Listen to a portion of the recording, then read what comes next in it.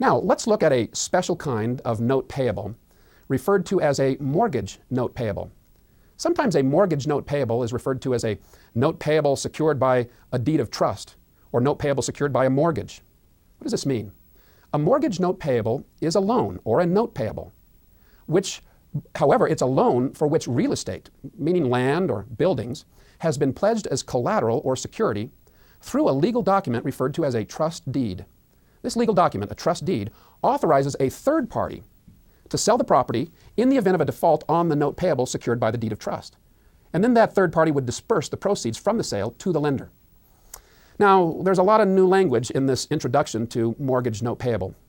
Let me describe what I mean with some of this language and terminology here in a little bit more detail. Mortgage notes payable are usually created in conjunction with the purchase of real estate. Now, I'm going to guess that many of you students have actually, if not actually purchased real estate, certainly have contemplated it, and hopefully will be purchasing real estate in the very near future.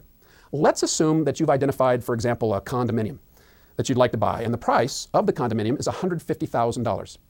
Now, you've saved up $15,000 of cash, but the price is $150,000, so you don't have enough cash to actually buy it. But what you can do is you could put the $15,000 down as part of the payment of the $150,000 and borrow the remaining $135,000 from some bank or institution so that you have the full amount of cash, $150,000, to actually complete the sale. So what we're saying is we're going to buy this condominium for $150,000, putting $15,000 of our own money into it, borrowing $135,000 from a bank, and using that to supplement our $15,000 to pay the full purchase price. Now, when a bank or financial institution makes this loan for $135,000, what they're going to do is they're going to require that you sign a note payable, saying that you've borrowed $135,000, that you're going to repay it, in many cases over a long-term period of time, maybe 30 years, and that you're going to make monthly payments of interest and probably principal, which we'll discuss a little bit later, every month over 30 years to pay off this obligation. In addition to having you sign and execute this note payable, you will also be provided with an additional legal document called a trust deed or a deed of trust.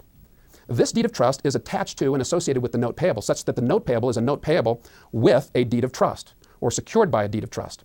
This deed of trust document, which is signed by the borrower, you'll sign one, basically says that if I ever default on this loan, if I fail to make any of the monthly payments that are required, that the bank can then inform the trustee, a third party who actually becomes responsible for executing the legal requirements of this document referred to as a deed of trust, that the bank notifies this third party trustee designated in the deed of trust that a default has taken place and can, according to the terms of the deed of trust, basically require the trustee to effectively sell the property. Now, the fact of the matter is that this real estate is yours. You're on title. It's in your name. But when you execute the deed of trust, what you're really doing is allowing this third party trustee to actually effectively almost take ownership if you default and sell the property. And there's nothing you can do about it unless you, I suppose if in fact you're in default, usually the bank will call you and start sending you nasty letters and saying, hey, listen, you haven't made your monthly payment, please make your monthly payment. A couple of months go by, a little nastier letter, and if you don't make your monthly payment, we're going to notify the trustee under the deed of trust, and they will be forced to sell the property to pay off the entire debt. So, I mean, hopefully you can come up with the money to get those payments current, but if you can't, then in fact the bank will exercise its option to have that deed of trust enforced by a trustee, and then your property will be sold. And there's nothing you can do about it because you gave them the authority through the trust deed to do it. When it's sold, the funds arising from the sale, and usually the sale takes place on the county court steps. Somebody will go out there and say, hey, listen, we've got a property here that's being foreclosed on, or we're forcing the sale of it.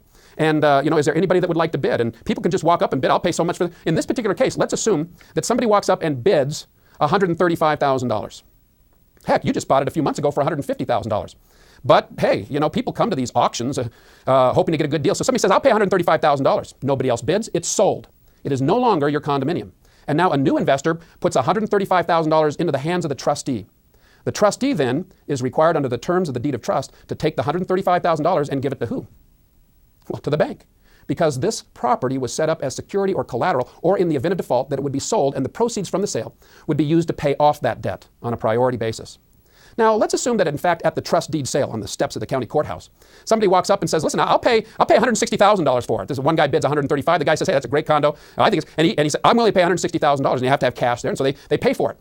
In this particular case, as the $160,000 comes into the trustee will take not all of the $160,000 and give it to the bank, because the bank is only owed $135,000 plus any outstanding unpaid interest, plus the note also may have provided for various penalties or fees if in fact you're late with a payment.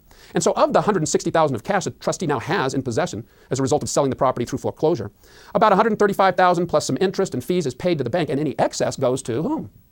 It goes to you, the property owner. So that ultimately, even in foreclosure, you may get some of your money out of it. But the fact of the matter is that many times these foreclosure sales are heavily discounted. And so if in fact you fail to make your payment, you may ultimately lose that full $15,000 down payment that you originally invested in that property. This is how a mortgage note payable kind of functions, and the role of a deed of trust in terms of providing security and collateral to the lender, in this case, the bank. Now, let's review some common characteristics found in typical mortgage notes payable. For example, mortgage notes payable are typically long-term. They don't mature within 1 or 2 years. Generally speaking, most mortgage notes are for 15 or 25, or frankly, the most common is probably a 30-year mortgage, which means the term over which that mortgage is going to be paid off. A second common characteristic is that mortgage notes payable, or a mortgage note, typically bears either a fixed or adjustable rate of interest. Probably the most common kind of interest rate is a fixed rate. You know, you borrow when you're purchasing a condominium or a house, and you're going to borrow at a fixed rate of 7 or 8 or 9%. However, there are financial institutions that offer adjustable rate mortgages. In these particular cases, the amount of the interest rate of the note actually may change. Typically, the adjustment's made every 6 months or after a period of time, and the amount of the adjustment is based upon what's happening in terms of interest rates, generally speaking, throughout the market. And so the amount of the adjustment is typically based on some kind of an interest rate index. It may have some kind of a ceiling. It can't go above this amount in terms of the interest rate, or below this amount of interest rate, and so it might be adjustable within some kind of a ceiling or floor. The third common characteristic of mortgage notes is that they typically require also a monthly payment. In other words, you don't make a payment of interest at the end of each year. What you're doing under these mortgage notes is that you're typically making a monthly payment. That's usually fixed in amount if it's a fixed rate loan, although it may be adjustable given an adjustable rate mortgage. This monthly payment includes not only the monthly interest amount that is due, but also a portion of the principal amount, such that by maturity, the entire amount of the principal will have been repaid in full. So if we borrow $135,000 to buy a condominium, as we make the payments on this mortgage every single month, part of that payment represents a partial payoff of the $135,000 we borrowed, such that with my very last payment, 360 payments, if it's a 30-year mortgage, 12 payments every year, with my very last payment, that I will have paid off all of the obligation and have no additional principal due. This is referred to as a fully amortizing note and is typical for most mortgages. In addition, most mortgage notes payable also provide that with the monthly payments, the amount that is paid will first be applied to any interest due at the time of the payment, with any excess above the amount of interest due to be applied as a reduction or payoff of principal.